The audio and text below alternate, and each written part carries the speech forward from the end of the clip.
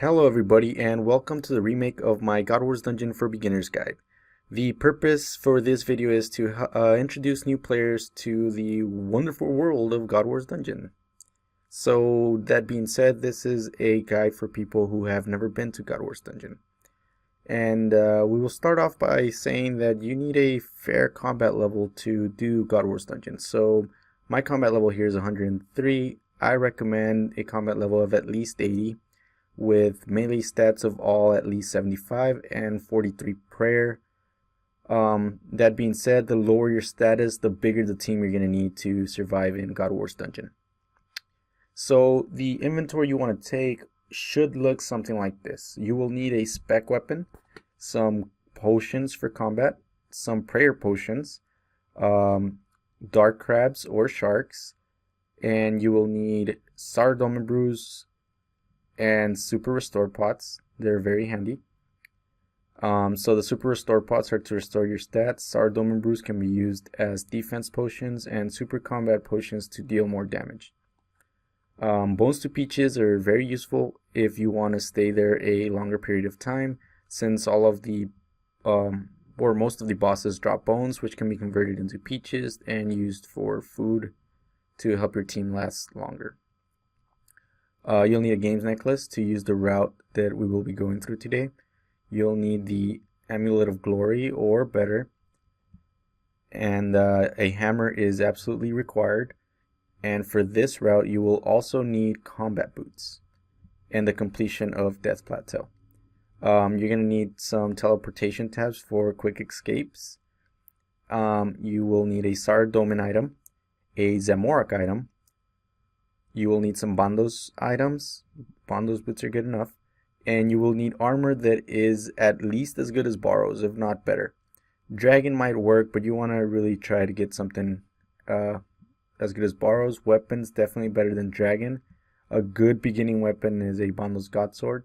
Again, 43 prayer is a must or you will die. Yeah, so that being said, let's get to the route. So the route that we will be taking is colored in red here, and you need the completion of the Death Plateau quest. In my previous video, I took the yellow route, which requires the Trollheim teleport. And there, I can't remember what quest you do for that one, so I'm sorry about that, guys. I'll leave it in the description. So here we go. Without further ado, we will start walking this direction. And once again, I'll reiterate, and oh my goodness, I forgot to mention, you will, if this is your absolute first time going to Godwars Dungeon, you will need a rope. So you want to head into this guy's house and climb the fence that's in the back. Now, in this part here is where you are required to bring your boots, because without them you cannot climb these rocks that are coming up. These rocks. So after this point, you're free to drop them. They're not really necessary anymore. Some people end up getting stuck here. So as you can see, if you don't click in the right spot, you won't be able to pass this point. It's kind of frustrating. So make sure you click the rocks that are on the top. And from here, you will continue going north until you pass the Dad Troll. Then you will head west. Okay, so from this point on, you're encouraged to just spend all your run energy, because once you hit the snow, it's going to be drained anyways. So if you have a high enough run energy, you might as well just use it here. At this point, you want to protect from missiles, also known as range, because you will be shot by trolls. Now here is where you absolutely need 60 strength. You cannot get past this rock without it. As you can see here, you need 60 strength to access this shortcut, and you need 70 strength to actually access the Bandos general. So I know I mentioned a little late that you need a rope to get into Godwars Dungeon if it's your first time. So if you brought your rope, you're going to want to use it here. Now, if you can't climb down there, you might want to talk to this knight, and if you still can't put the rope on there, you might want to go to follow door and give that to the guy in the park. Now, here to the north is where the Bandos stronghold is located, and this video will be dedicated to that region. To the east, we have the Zamora, to the south, Sardoman, and to the west, we have Armadale. And again, this video will focus on the Bandos boss. When you climb down, you're going to want to go directly north, because if you go south, you will be attacked by Armadale minions if you didn't bring an Armadale item. And again, in this spot, you will get jumped if you don't have the 3 god items I mentioned. This is a good place to get your kill count. You will need 40 kill count to access the actual Bandos boss. The fastest place to get your kill count would be a little bit up north here, because these goblins have the lowest combat level of the minions.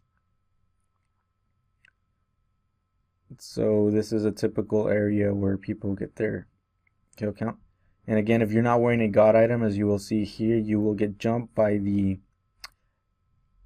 gods that you are not representing. So I had forgotten to put my Bandos boots on, and as you can see, I'm getting jumped by all the orcs and ogres.